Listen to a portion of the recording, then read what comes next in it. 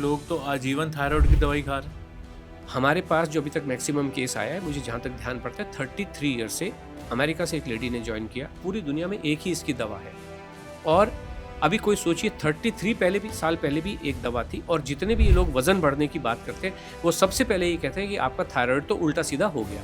तो थायराइड के ऊपर क्यों रिसर्च नहीं हुई अभी तक? ये जो साइंस की बात करते हैं, थायराइड के ऊपर रिसर्च करके आप उस ग्लैंड के सीक्रेशन को क्यों कंट्रोल नहीं कर पाए? इसलिए नहीं कर पाए क्योंकि थायराइड नाम का कोई हार्मोन होता ही नहीं है, वो हाइपोथेटिकल होता है।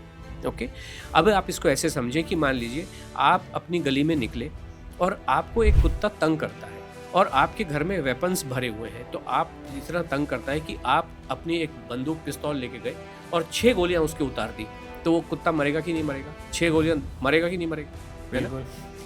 अगर वो कुत्ता मरा नहीं, इसका मतलब ये है कि वो इमेजिनरी कुत्ता है। आपको हेल्यूसिनेशंस हो रहे हैं, आपको कुत्ता दिखाई दे रहा है लेकिन कुत्ता एग्जिस्ट कर नहीं रहा है ना? आपने कुछ सोच लिया, वो फिक्शनल है, हाइपोथेटिकल है, आपके दिमाग में घूम रहा है। अब क्या हुआ? आपको तो तंग कर रहा है। अब आप क्या करोगे? आपके घर में वेपन है, अगले दिन आप गब्बर सिंह वाली 2 नाली लेके जाओगे, कुत्ते पे मारोगे, मरेगा क्या? नहीं मरे। फिर आप AK-47 लाओगे और उसकी 250 गोली उसके, तभी भी नहीं मरेगा। नहीं मरेगा। क्यों? एग्जिस्ट ही नहीं करता वो कुत्ता। थायराइड एग्जिस्ट ही नहीं करता। एग्जिस्ट अगर कर रहा होता तो 33 साल में तो ठीक होता।